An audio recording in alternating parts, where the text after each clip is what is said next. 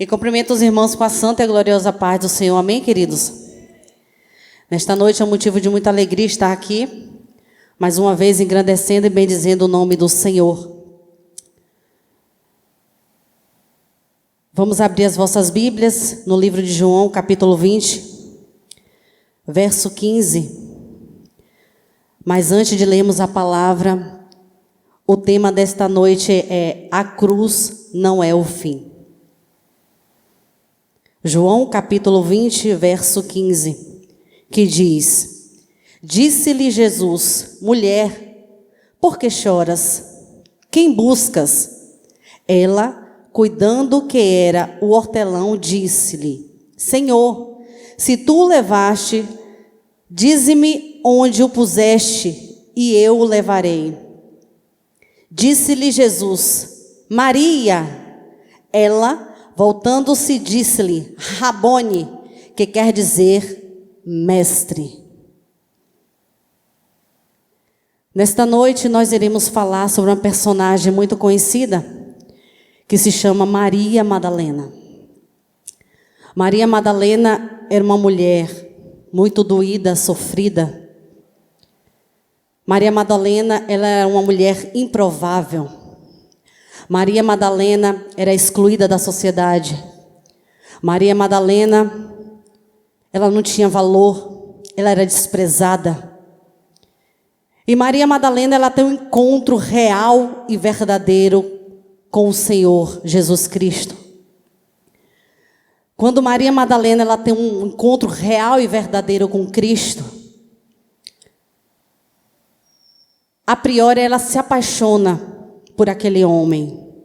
Não é uma paixão de amor entre homem e mulher, mas é uma paixão de admiração, de querer conhecer, de querer andar junto com aquele homem, de querer saber mais e mais o que aquele homem fazia, porque ela ouvia falar dos milagres. E quem conhece Jesus, a vida é transformada. Maria, ela era doída. Com Jesus, ela passa a ser alegre e feliz. Maria era sofrida, desprezada. Com Jesus, ela é restaurada. Maria, com Jesus, sem Jesus, ela era desprezível, sem expectativa. Com Jesus, ela vê valor. Ela é uma pessoa cuidada. Jesus a cuida. Jesus a valoriza. Jesus a faz se sentir importante. E caminhando com Cristo, ela se torna uma das pessoas que caminhava com Cristo. E ela passa a frequentar os sermões, ela passa a segui-lo. Em tudo que ele fazia, Maria Madalena seguia Jesus. E chega o determinado dia da crucificação. O Senhor já havia falado 2 vezes que iria acontecer a crucificação e que ele ressuscitaria. Ele falou em parábolas, mas uma vez ele falou abertamente que ele ressuscitaria. Acontece de fato a consumação, eles são pegos e ficam desesperados. O que será que acontecerá conosco? Pois meu mestre, ele foi crucificado. Não temos mais o nosso líder. Como iremos prosseguir? Como iremos avançar? E ali, querido, eles começam a sentir grande dor. E eu escolhi exatamente o livro de João, porque os outros evangelhos, eles escrevem por algo que ouviram falar. João não. João, ele escreve porque ele estava presente. Ele não só ouviu, ele viu. Uma coisa é você saber, fulano viu a crucificação de Jesus.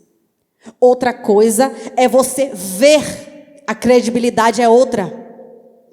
Ele viu, ele é uma testemunha ocular do início, do meio e do final. Assim como Maria Madalena, João também estava abatido. E às vezes a dor que nós estamos sentindo naquele momento, a gente não consegue perceber, a gente não consegue entender as promessas que o Senhor faz para conosco. E o Senhor havia prometido que ressuscitaria, mas eles não estavam lembrados. Mas o que acontece? Os dois guardas que estavam à porta aguardando o corpo de Jesus, eles se lembraram. E eles ficaram atentos, porque não que eles acreditassem que Jesus ressuscitaria, mas eles temiam que os discípulos apanhassem o corpo de Jesus e levassem essa informação de que Jesus seria ressuscitado.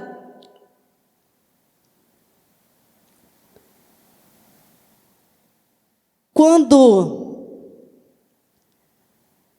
as dores vêm, queridos, a gente fica sem entender algumas coisas.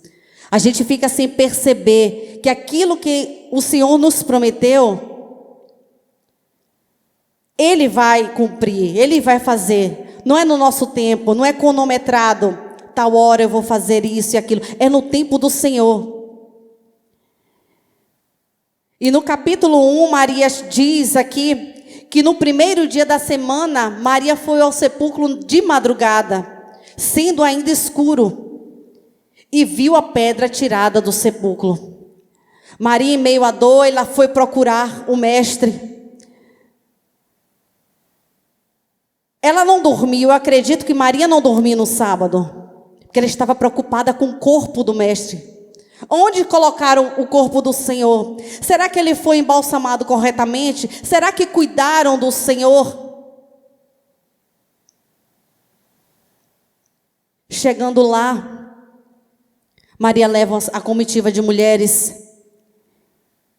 E chegando lá, elas encontram os dois soldados caídos, como mortos.